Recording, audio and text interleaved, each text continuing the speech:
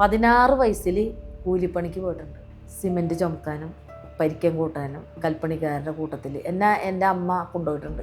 18 വയസ്സിലായിരുന്നു എൻ്റെ കല്യാണം. അതിൻ്റെ ഒരാഴ്ച മുമ്പ് വരെ ഈ ജോലി ചെയ്ത ഒരാളാണ്. അപ്പോൾ എനിക്ക് ഇതൊന്നും ഒരു കഷ്ടപ്പാടായിട്ട് തോന്നില്ല. ഈ ഒരു ചോറും കറിയും വെക്കലും ആൾക്കാർക്ക് കൊടുക്കില്ല, അതൊന്നും എനിക്ക് എൻ്റെ ജീവിതത്തിൽ എനിക്കൊരു കഷ്ടപ്പാടായിട്ട് എനിക്ക് തോന്നണില്ല. മകൾക്ക് 2.5 വയസ്സ്, മകൻ 7 വയസ്സൊക്കെ ആയപ്പോഴത്തേക്കും നമ്മൾ ജീവിതത്തിൽ നിന്ന് ഒറ്റപ്പെട്ടു. ഹസ്ബൻഡ് വേറെ ഒരു വിവാഹം കഴിച്ചു, അവർ സന്തോഷമായിട്ട് ജീവിക്കണം. എൻ്റെ ഒരു മനസ്സിലുള്ളൊരു വിഷമം നമുക്ക് ഒരുപാട് ഇങ്ങനെ താങ്ങാൻ പറ്റാണ്ടാകുമ്പോൾ നമ്മൾ ഒന്നില്ലെങ്കിൽ എന്ത് ചെയ്യും, പാട്ട് പാടും, അല്ലെങ്കിൽ കഥ വായിക്കും, അല്ലെങ്കിൽ ബുക്ക് വായിക്കും, അല്ലെങ്കിൽ സിനിമ കാണും, അങ്ങനെയൊക്കെയുള്ള. നമുക്ക് വേറെ ഒന്നിനെ പറ്റിയും ചിന്തിക്കാൻ അവിടെ എനിക്ക് സമയമില്ല. ഏറ്റവും വലിയൊരു സന്തോഷം എനിക്കുള്ളതെന്ന് വെച്ച് കഴിഞ്ഞാൽ ഒരു സിനിമയ്ക്ക് വേണ്ടിയിട്ട് ഒരു കഥ എഴുതാൻ പറ്റി. മണിച്ചേട്ടനായിട്ട് ആകെ ഒറ്റ പ്രാവശ്യം മാത്രമേ സംസാരിക്കാൻ പറ്റിയിട്ടുള്ളൂ. പിന്നെ നാടൻ പാട്ട് നടത്താൻ എനിക്ക് ആഗ്രഹമുണ്ട്, നാടൻ പാട്ടുകൾ പാടാൻ ആഗ്രഹമുണ്ടെന്ന് പറഞ്ഞപ്പോൾ പിള്ളേരെ വെച്ചിട്ട് നാടൻ പാട്ട് സമിതി നടത്താൻ ആഗ്രഹമുണ്ട്. അതിനെന്താ, നടത്തിക്കോ, നല്ല കാര്യം, ഞാനും കൂടാം എന്ന് പറഞ്ഞ ഒരാളാണ്.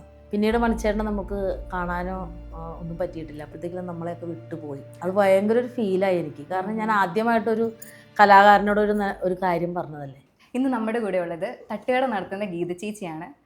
ചേച്ചി തട്ടുകട മാത്രമല്ല, അതിലുപരി നാടൻപാട്ട് കലയെ മുന്നോട്ട് കൊണ്ടുപോകുന്നതും അതിനോടൊപ്പം തന്നെ 3 ഷോർട്ട് ഫിലിംസ് ചെയ്തിട്ടുണ്ട്. മാത്രമല്ല ഒരു സിനിമയ്ക്ക് വേണ്ടിയിട്ട് തിരക്കഥ കൂടെ എഴുതിയിട്ടിരിക്കുകയാണ് ആള്. അപ്പോൾ നമുക്ക് ഗീത ചേച്ചീനെ പരിചയപ്പെടാം. ഹായ് ചേച്ചി. ഹായ്. ഒത്തിരി കാര്യങ്ങൾ ഞാനിപ്പോൾ തന്നെ പറഞ്ഞു. തട്ടുകട നടത്തുന്നുണ്ട്, അതുപോലെ തന്നെ നാടൻപാട്ടിന് വേണ്ടിയിട്ട് പ്രവർത്തിക്കുന്ന ഒരാളാണ്. അതുപോലെ തന്നെ ഷോർട്ട് ഫിലിമിൽ അഭിനയിച്ചു, പിന്നെ സ്ക്രിപ്റ്റ് ഇതുപോലെ തന്നെ പൂർത്തിയാക്കിയിട്ടുണ്ട്. അപ്പോൾ എങ്ങനെയാണ് ഇതിനൊക്കെ സമയം കണ്ടെത്തുന്നത്? അതൊരു പറഞ്ഞാൽ ആർക്കും അങ്ങോട്ട് വിശ്വസിക്കാൻ പറ്റാത്തൊരു ഭയങ്കര ഒരു ഫീലാണ് അത് പറയുന്നത്. എന്ന് വെച്ച് കഴിഞ്ഞാൽ തട്ടുകട നമുക്ക് ജീവിതമാർഗ്ഗമാണല്ലോ, നമുക്കൊരു ജീവിതമാർഗ്ഗം വേണം. നാടൻ പാട്ട് ആ ഒരു സീസണിൽ മാത്രമേ ഉണ്ടാവുള്ളൂ. പിന്നെ നാടൻ പാട്ട് നമ്മുടെ സമിതി കൊച്ചിൻ ചേല്. എത്ര വർഷമായിട്ടാണ്? ഇപ്പോൾ 6 വർഷമായി. 6 വർഷമായി.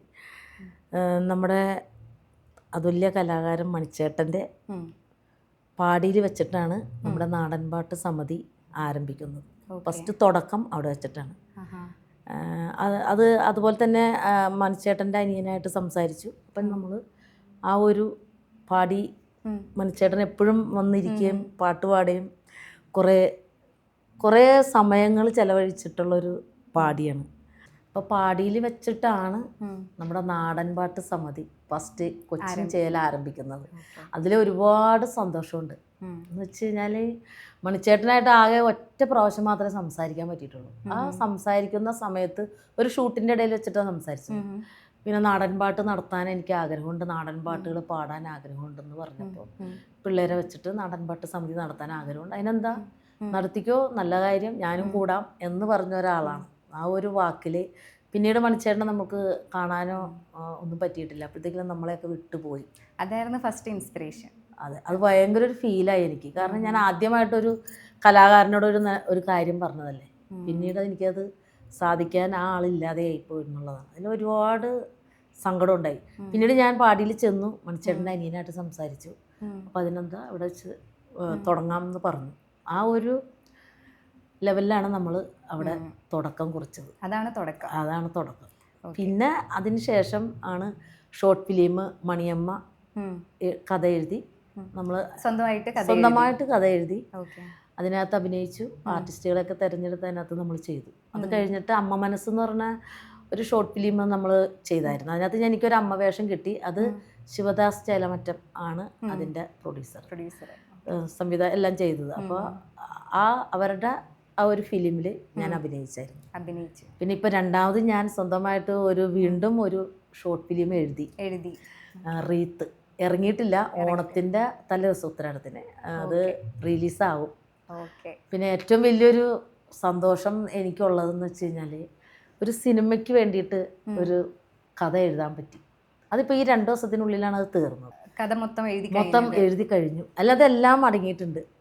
സ്നേഹം, സങ്കടം, പാട്ട്, പിന്നെ അടിയിടി, അങ്ങനെ എല്ലാ സംഭവങ്ങളും. പാട്ട് ഞാൻ ഒരു 6 വരി അതിനകത്ത് എഴുതിയിട്ടുണ്ട്. അപ്പോൾ എല്ലാം ഇനി സെറ്റാക്കണം. എഴുതി കഴിഞ്ഞിട്ടുള്ളൂ. എഴുതി കഴിഞ്ഞിട്ടുള്ളൂ. ഇനി ബാക്കിയുള്ളത് പ്രൊഡ്യൂസർ പിന്നെ ഇതെല്ലാവരെയും ഇനി സെറ്റ് ആക്കാനുണ്ട്. അപ്പോൾ ഇപ്പോൾ ആ ഒരു ടെൻഷൻ കഴിഞ്ഞു, എഴുത്തിൻ്റെ ആ ഒരു ടെൻഷൻ കഴിഞ്ഞു. എന്ന് വെച്ചാൽ ഇതിനൊന്നും സമയമില്ല സത്യത്തിൽ. അതാണ് ഞാൻ ചോദിക്കുന്നത്, ഇത്രയൊക്കെ കാര്യങ്ങൾ ചെയ്യുമ്പോൾ എങ്ങനെയാണ് ഇതിന് വേണ്ടിയിട്ടുള്ള സമയം കണ്ടെത്തുന്നത്? അതെൻ്റെ ഒരു പ്രാക്ടീസും കൂടിയാണ്. എനിക്ക് എന്നോട് തന്നെ ചില സമയത്ത് ഭയങ്കര സ്നേഹം തോന്നുന്നറിയാമോ. ഞാൻ ഒരു തട്ടുകട നടത്തണമെങ്കിൽ ഭയങ്കര ബുദ്ധിമുട്ടാണ്. രാവിലെ എണീറ്റ് വന്ന് കട തുറക്കണം, അവിടെ കഞ്ഞി, കപ്പ, മീൻകറി, ചായ, അങ്ങനെയുള്ള സാധനങ്ങളൊക്കെ അവിടുത്തെ ഫുഡ്. അത് കഴിഞ്ഞതിന് ശേഷം ഒരു 4 മണിയാകുമ്പോൾ എല്ലാം ഫ്രീ ആയി. പിന്നെ കടയൊക്കെ പൂട്ടി കഴിഞ്ഞതിന് ശേഷം വീട്ടിൽ ചെന്നിട്ട് നമ്മൾ കുളിയെല്ലാം കഴിഞ്ഞിട്ടാണ് പിന്നെ നമ്മളൊരു കിട്ടുന്ന സമയം ഇതിന് വേണ്ടിയിട്ട് മാത്രം. അപ്പോൾ അതെങ്ങനെ ഫാമിലിന്ന് എങ്ങനെ സപ്പോർട്ട് ശരിക്കും? എനിക്ക് 2 മക്കളാണ്, ഒരു മകനും ഒരു മകളും. മകളെ കല്യാണം കഴിച്ചു തേവക്കൽ, 2 കുട്ടികളുണ്ട് മകൾക്ക്. പിന്നെ മകൻ കല്യാണം കഴിച്ച ഒരു കുട്ടിയുണ്ട്, നവദേവ്. അപ്പോൾ അവൻ ക്ലാസ്സിലൊക്കെ പോയി ട്യൂഷനൊക്കെ കഴിഞ്ഞ് വരുമ്പോഴത്തേക്ക് 8 മണിയൊക്കെ ആവും. അപ്പോൾ കൊച്ചിനെ കളിപ്പിക്കാനോ സംസാരിക്കാനോ സമയം കിട്ടില്ല. അപ്പോൾ പിന്നെ ഞാൻ വെറുതെ ഫ്രീ ആയി. അപ്പം ഞാൻ ആ സമയം കൊണ്ട് ബുക്കെടുത്ത് മനസ്സിൽ തോന്നണം. അപ്പോൾ നമ്മൾ ആകെ സൈലൻ്റാണ്. കുറച്ചൊക്കെ എഴുതി വെക്കും. പിന്നീട് എഴുതുന്ന ആ ഒരു സമയം എന്ന് വെച്ച് കഴിഞ്ഞാൽ രാത്രി എല്ലാവരും കിടന്ന് സൈലൻ്റായിട്ട് ഇരിക്കുന്ന ഒരു സമയമുണ്ടല്ല, ആ സമയത്താണ് എൻ്റെ മനസ്സിലേക്ക് കഥയുടെ ഓരോ കഥാപാത്രങ്ങളും ആ ഒരു സ്റ്റോറി വരുന്നത് അപ്പോഴാണ്. അപ്പോൾ ഞാൻ അപ്പോഴേ എഴുതി വെക്കും അവിടെ. അല്ലെങ്കിൽ പിന്നീട് നാളെ നേരം വെക്കുമ്പോഴത്തേക്ക് അത് മറന്നു പോയില്ലെങ്കിൽ. അപ്പോൾ ഇത് എഴുതിയേക്കുന്നത് 3 സ്റ്റോറി മാത്രമേ ഉള്ളൂ, അല്ലാണ്ട്? അല്ല, 3 സ്റ്റോറി, 2 സ്റ്റോറി ഷോർട്ട് ഫിലിം എഴുതി അത് കഴിഞ്ഞു. ഇനി ഒരെണ്ണം ഇറങ്ങാനിരിക്കുന്നുണ്ട്. പിന്നെ സിനിമയ്ക്ക് വേണ്ടിയിട്ട് എഴുതിയ ഒരു കഥയാണ് അത്. നമ്മളെ സ്നേഹിക്കുന്ന എല്ലാവരുടെയും സപ്പോർട്ടും സ്നേഹവും ഒക്കെ നമുക്ക് വേണം. അതുപോലെ തന്നെ സിനിമ ഇറങ്ങിയാൽ അത് നല്ലൊരു വിജയത്തിലേക്ക് എത്തണം എന്ന് ഒരു പ്രാർത്ഥനയും കൂടിയുണ്ട്. എല്ലാവരുടെയും സപ്പോർട്ടിലാണല്ലോ അത് വിജയിക്കുള്ളൂ.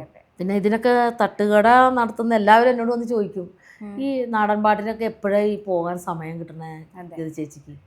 ഞാൻ പറയും, വേഗം ചോറും കറിയൊക്കെ വെച്ച് ആൾക്കാർക്കൊക്കെ ചോറും കറി കഞ്ഞിയൊക്കെ വിളമ്പി കൊടുത്ത് വേഗം പെട്ടെന്ന് ഒരു 4 മണിയാകുമ്പോൾ എല്ലാം പൂട്ടി പോകും. പിന്നെ അതിൻ്റെ പുറകെ പിന്നെ ആ ഒരു മൈൻഡിലാണ് നാടൻ പാട്ടിൻ്റെ നമ്മളുടെ പിള്ളേരെ സെറ്റാക്കണം, പാട്ട് സെറ്റാക്കണം, റെഡിയാക്കണം, ഓരോ വേഷങ്ങളുടെ വിഷ്വല് എല്ലാം മാനേജ് ആ ഒരൊറ്റ ആളാണ്. ഒരു കോർഡിനേറ്റർ ഉണ്ട് നമുക്ക് കൂടെ, ഒരു കോർഡിനേറ്റർ ഉണ്ട്, അവരും വരും. അപ്പം ഞങ്ങളെല്ലാവരും കൂടി, പിന്നെ പിള്ളേരെല്ലാവരുടെയും നമ്മുടെ പാട്ടുകാർ പിള്ളേരുടെ എല്ലാവരുടെയും സഹകരണവും എല്ലാം ഉണ്ട് കേട്ടോ. എല്ലാവരും കൂടി കർട്ടൻ കെട്ടാനും മറ്റുള്ള അങ്ങനെ നമ്മുടെ പ്രോഗ്രാം ഇപ്പോൾ നമ്മൾ ഏജൻസിയൊന്നും ഏൽപ്പിച്ചിട്ടില്ല ഇതുവരെയും. സ്വന്തമായിട്ട് നമ്മളെ പ്രോഗ്രാം കണ്ടിട്ട് അമ്പലങ്ങളിൽ ഇഷ്ടപ്പെട്ടിട്ട് മാത്രം വിളിച്ചിട്ടുള്ള പരിപാടികളാണ് ഇപ്പോൾ ചെയ്ത് പ്രോഗ്രാം കണ്ട് ഇഷ്ടപ്പെട്ട് വിളിക്കുന്നത് മാത്രമേ ഉള്ളൂ. നമ്മൾ ഏജൻസിയെ ഏൽപ്പിച്ചിട്ടില്ല. ഇനി ഏൽപ്പിക്കണം എന്നുള്ളൊരു ആഗ്രഹം കൂടി ഉണ്ട്, നോക്കാം. പിന്നെ കൂടുതലും എനിക്കിഷ്ടം ഈ ഷോർട്ട് ഫിലിം, സിനിമയ്ക്ക് വേണ്ടിയിട്ടുള്ള കഥകൾ, അതൊക്കെയാണ് എനിക്ക് ഏറ്റവും കൂടുതൽ. എങ്ങനെയാണ് ഇതിനകത്തേക്ക് വന്നത്, ഈ ഒരു ഫീൽഡിലേക്ക് വരുന്നത്? ജീവിതത്തിൽ ഞാൻ പറഞ്ഞില്ലേ, നേരത്തെ ഞാൻ പറഞ്ഞില്ലേ 2 കുട്ടികളാണ്, ഒരു മകനും മകളും. അപ്പോൾ ആ സമയത്ത് മകൾക്ക് 2.5 വയസ്സ്, മകൻ 7 വയസ്സൊക്കെ ആയപ്പോഴത്തേക്കും നമ്മൾ ജീവിതത്തിൽ നിന്ന് ഒറ്റപ്പെട്ടു. ഹസ്ബൻഡ് വേറെ ഒരു വിവാഹം കഴിച്ചു, അവർ സന്തോഷമായിട്ട് ജീവിക്കണം. ഞങ്ങൾക്ക് 2 പേർക്കും അവിടെ പൊരുത്തപ്പെട്ട് പോകാൻ പറ്റാത്തൊരു സിറ്റുവേഷനാണെന്ന് മനസ്സിലാക്കിയപ്പോൾ 2 പേരും 2 വഴിയിൽ 2 പേരും പിരിഞ്ഞു. അവരവരുടെ ജീവിതമായി സുഖമായിട്ട് ജീവിക്കുന്നു, കുഴപ്പമൊന്നുമില്ല. ഞാൻ എൻ്റെ ഒരു മനസ്സിലുള്ളൊരു വിഷമം നമുക്ക് ഒരുപാട് ഇങ്ങനെ താങ്ങാൻ പറ്റാണ്ടാകുമ്പോൾ നമ്മൾ ഒന്നില്ലെങ്കിൽ എന്ത് ചെയ്യും, പാട്ട് പാടും, അല്ലെങ്കിൽ കഥ വായിക്കും, അല്ലെങ്കിൽ ബുക്ക് വായിക്കും, അല്ലെങ്കിൽ സിനിമ കാണും, അങ്ങനെയൊക്കെയുള്ള. വേർപിരിയലിന് ശേഷമാണ് കൂടുതൽ ഇറങ്ങിയത്. അതെ. അപ്പോൾ പിന്നെ എനിക്കതൊരു വേദനയായിട്ട് തോന്നിയില്ല. എപ്പോഴും പിള്ളേരൊക്കെ ആയിട്ട് സന്തോഷമായിട്ട് പിന്നെ ആ എഴുത്തിലേക്ക് പോയി. അങ്ങനെയാണ് ഇതൊക്കെ എഴുതാനായിട്ട്. അപ്പോൾ നമ്മൾ വേറെ മൈൻഡില്ല, നമ്മൾ ആ ഒരു എഴുത്തിലേക്ക് ഫോക്കസ് ചെയ്ത് നമ്മൾ അങ്ങോട്ട് പോകുമല്ലോ. അപ്പോൾ എല്ലാവരും പറയും, ചേച്ചി തട്ടുകട നടത്തിയിട്ട് ഇപ്പോൾ എന്താണ് മെച്ചമുള്ള, എന്താണ് ഇതിനകത്ത്? നമുക്ക് ഓരോ ദിവസം ജീവിതം ആണല്ലോ, ഓരോ കാര്യങ്ങളും. കുട്ടികൾ അവർക്കൊക്കെ സന്തോഷം തന്നെയാണ് നമ്മൾ ഈ ഒരു ഫീൽഡിലേക്ക് പോണതിൽ. അവർക്ക് ഇഷ്ടക്കുറവൊന്നുമില്ല. പിന്നെ അവരാരും ഈ ഒരു കല അവർക്ക് അതിനോട് താല്പര്യമില്ല. എനിക്ക് എൻ്റെ അച്ഛൻ ഒരു നല്ലൊരു കലാകാരനായിരുന്നു. നാടൻ പാട്ടല്ല, ഉടുക്കൂട്ട്, അങ്ങനെ ഒരു ചെറിയ അങ്ങനെയുള്ളൊരു ചെണ്ട അങ്ങനെയുള്ളൊരു പരിപാടി ഉണ്ടായിരുന്ന ഒരാളാണ്. ആ ഒരു ചെറുത് നമുക്ക് കിട്ടി, അത്രേ ഉള്ളൂ. അഭിനയിക്കാൻ ഭയങ്കര ഇഷ്ടമുള്ള ഒരാളാണ്.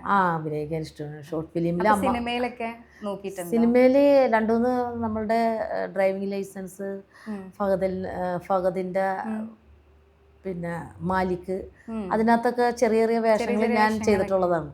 പക്ഷെ നമ്മളാ അതിനകത്ത് കാണാനൊന്നും പറ്റില്ലല്ലോ. പക്ഷെ അതിനകത്ത് വേഷങ്ങളിൽ അവിടെ ഇവിടെയൊക്കെ ഉണ്ട്, അത്രേ ഉള്ളൂ. പിന്നെ അതിനകത്തൊക്കെ കോർഡിനേറ്റർ ചെയ്തിട്ടുള്ളതാണ് കേട്ടോ. അതിനകത്ത് ആൾക്കാരെ നമ്മൾ കോർഡിനേറ്റർ ചെയ്തിട്ടുണ്ട്. അതായത് ജൂനിയർ ആർട്ടിസ്റ്റുകളെ നമ്മൾ കൊടുത്തിട്ടുണ്ട്.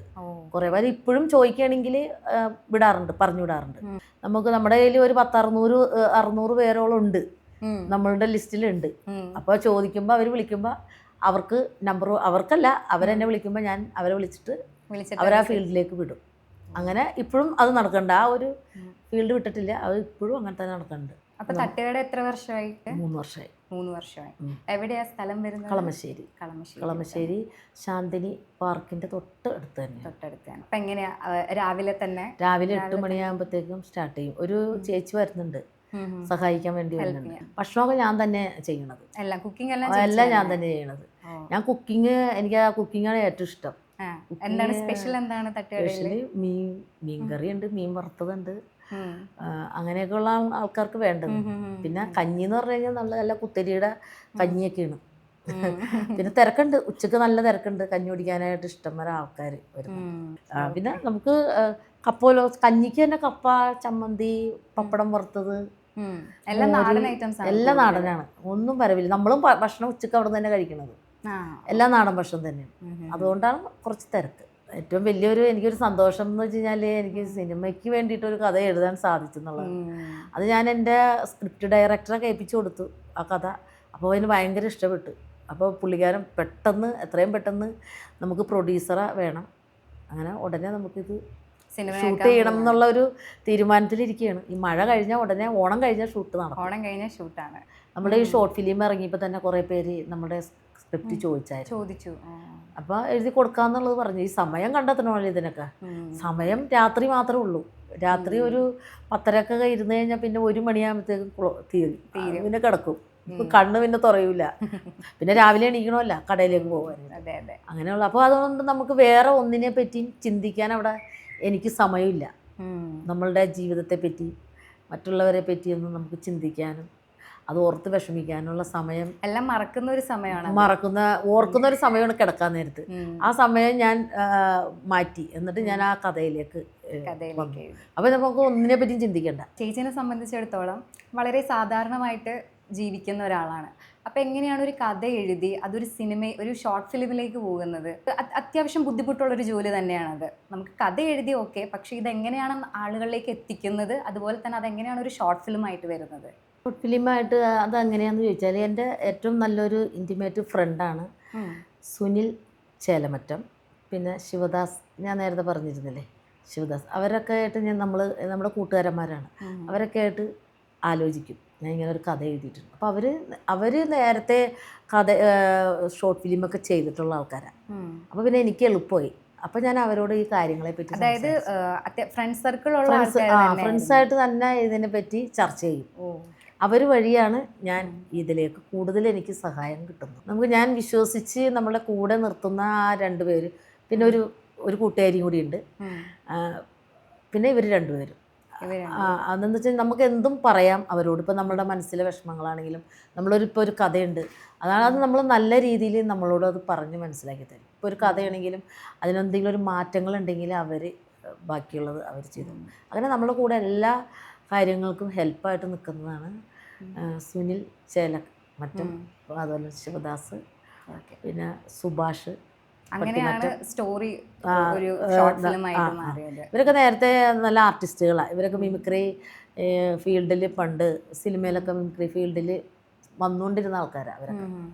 അപ്പം പിന്നെ ഇപ്പോൾ അവരാ ഫീൽഡിലില്ല. അവർ ഓരോ ഷോർട്ട് ഫിലിമും കഥകളൊക്കെ ആയിട്ട് അവർ ജീവിക്കുന്നു, ജോലിയൊക്കെ ആയിട്ട് ജീവിക്കുന്നു. എന്നാലും നമ്മളുടെ നല്ലൊരു ഫ്രണ്ടാണ്. ഫാമിലിയിൽ നിന്ന് നല്ല സപ്പോർട്ടായിരുന്നു. ഫാമിലി എന്ന് പറഞ്ഞാൽ അച്ഛൻ നല്ല സപ്പോർട്ടായിരുന്നു. അച്ഛൻ ഉണ്ടായ സമയത്ത്, അച്ഛൻ മരിച്ചിട്ട് ഇപ്പോൾ 3 വർഷമായി. പിന്നെ അമ്മ അനിയത്തിയുടെ അടുത്താണ് താമസിക്കുന്നത്. പിന്നെ എൻ്റെ മകനൊക്കെ നല്ല സപ്പോർട്ടാണ്. മകനൊക്കെ ഇഷ്ടമാണ്. ഇതിനെപ്പറ്റി അറിയില്ല എങ്കിലും നമ്മൾ ചെയ്യുമ്പോൾ അതിനോട് ഭയങ്കര ഇഷ്ടമാണ്.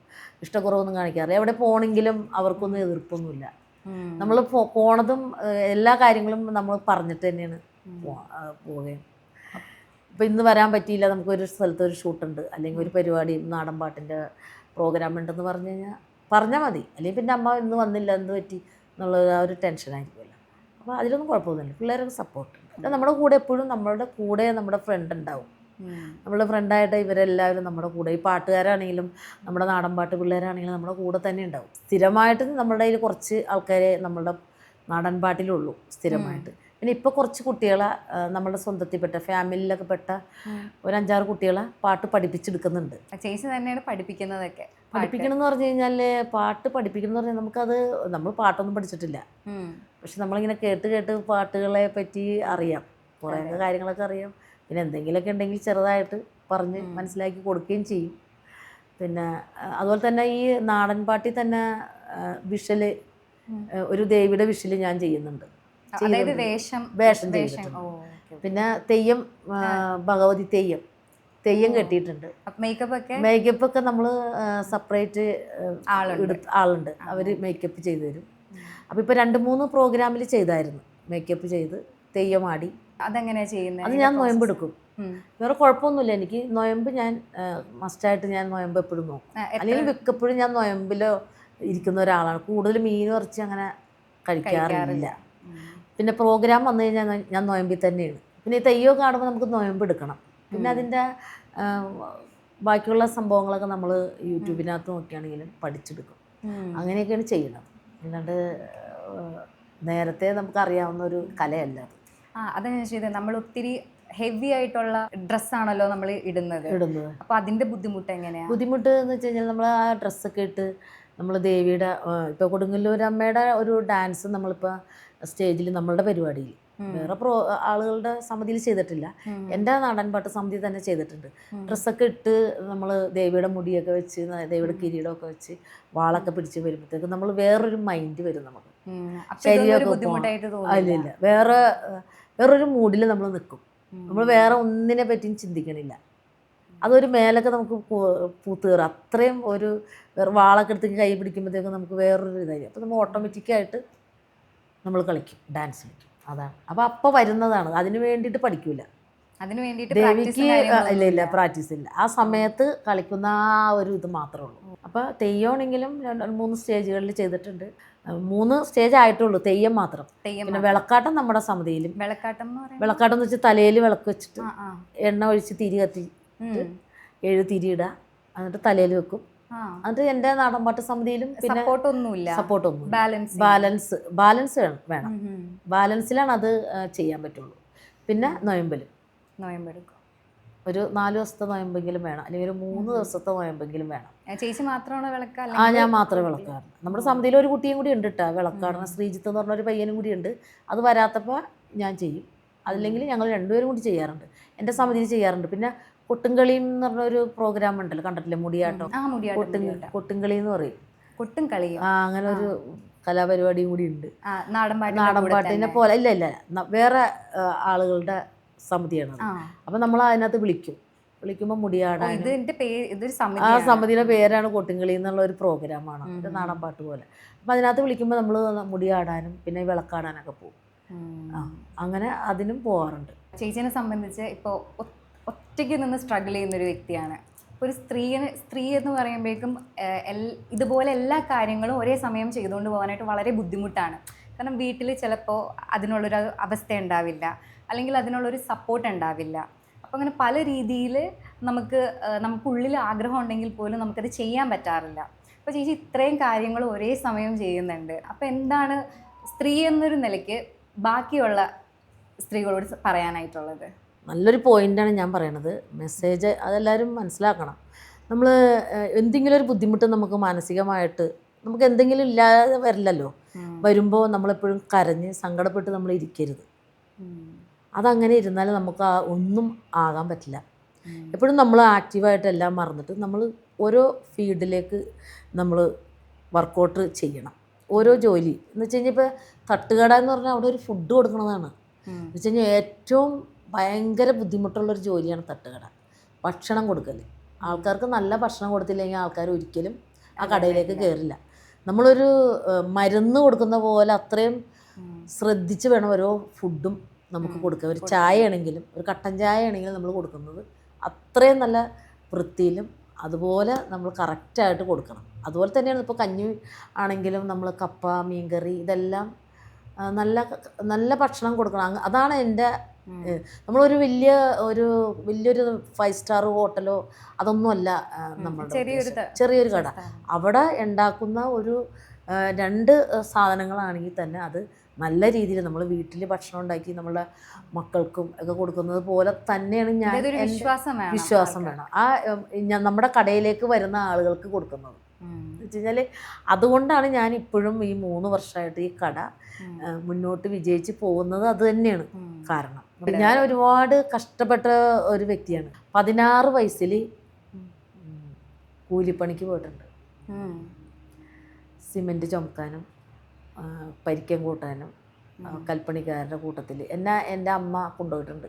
കാരണം അന്നൊക്കെ ഞങ്ങൾക്ക് ഒരുപാട് കഷ്ടപ്പാടുണ്ട്.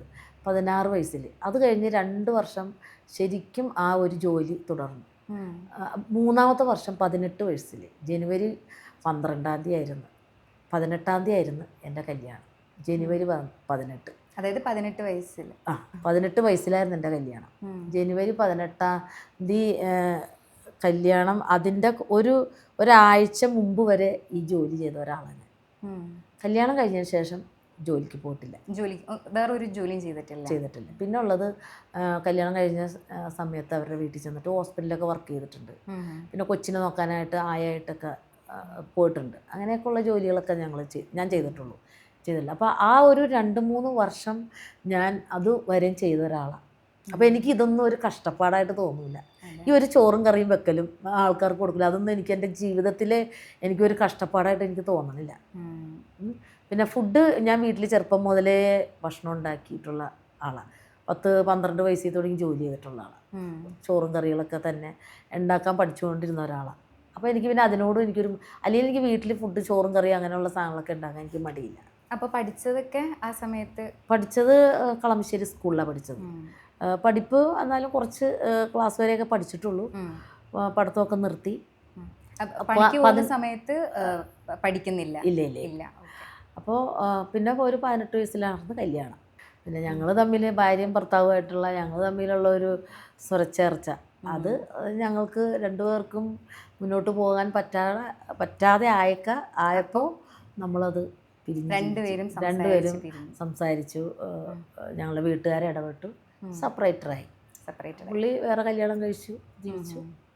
ഞാൻ എൻ്റെ വീട്ടിലും ജീവിച്ചു, മക്കളെയൊക്കെ നോക്കി സുഖമായിട്ട് ജീവിച്ചു. അപ്പോൾ അത്രയും കഷ്ടപ്പെട്ടു. അപ്പോൾ നമ്മൾ പറഞ്ഞു വരുന്നത് ഈ ഏത് പെൺകുട്ടികളാണെങ്കിലും ഇപ്പോൾ നമ്മളെപ്പോലുള്ള എന്നെപ്പോലുള്ളവരൊക്കെ ആണെങ്കിലും നമ്മൾ ജോലി നമ്മൾ എപ്പോഴും നമ്മൾ വെറുതെ ഇരിക്കാനുള്ള സമയം കണ്ടെത്തണം. നമ്മൾ ടെൻഷൻ അടിച്ചിരിക്കുകയും ചെയ്യരുത് എന്നുള്ളതാണ്. നമ്മളെപ്പോഴും വർക്കൗട്ടായിട്ട് ഇരിക്കണം, എന്തെങ്കിലുമൊക്കെ ആക്റ്റീവായിട്ട് ചെയ്തുകൊണ്ടിരിക്കണം. ഇപ്പോൾ ഒന്നല്ലെങ്കിൽ അടുത്തത് നമ്മൾ കണ്ടെത്തണം, സ്വയം കണ്ടെത്തണം. ശരിക്കും എന്താ ആഗ്രഹം? എന്താ ഇനി ലൈഫിൽ എന്ത് ചെയ്യണമെന്ന് ആഗ്രഹം?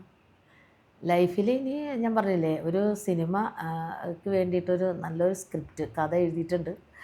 അത് ഇറങ്ങി അത് സിനിമയാക്കി കാണണം എന്നൊരു വലിയൊരു ആഗ്രഹം കൂടിയുണ്ട്. പിന്നെ നമ്മുടെ വീട്, എൻ്റെ വീട് ഇവിടെ കളമശ്ശേരി തന്നെയാണ്. മുത്തൂറ്റ് ബാങ്കുകാർ വീട് ജപ്തി ചെയ്ത് ഇട്ടേക്കാണ്. നമ്മൾ 7 ലക്ഷം രൂപയാണ് വീട് പണിയാനെടുത്തത്. ഇപ്പോൾ അവർ അത് 30 ലക്ഷം കൊടുക്കണമെന്നൊക്കെ പറഞ്ഞിട്ട് അതൊരു ജപ്തിയാക്കി ഇട്ടിരിക്കുകയാണ്. പിന്നെ ഇനി ഒരു വീട് വാങ്ങിക്കണം, ഉണ്ടാക്കണം, അങ്ങനെയുള്ളൊരു ആ ഒരു ആഗ്രഹവും കൂടി കൂട്ടത്തിലുണ്ട്. ഈ 2 ആഗ്രഹങ്ങളാണ് ഉള്ളത്. എന്തായാലും അതൊക്കെ എത്രയും പെട്ടെന്ന് എല്ലാം സാധിക്കട്ടെ എന്ന് പ്രാർത്ഥിക്കുക. എല്ലാവരും എനിക്ക് വേണ്ടിയിട്ടും എൻ്റെ ഈ ചെറിയ കലകൾക്ക് വേണ്ടിയിട്ടും പ്രാർത്ഥിക്കണം, സപ്പോർട്ട് ചെയ്യണം. Thank you.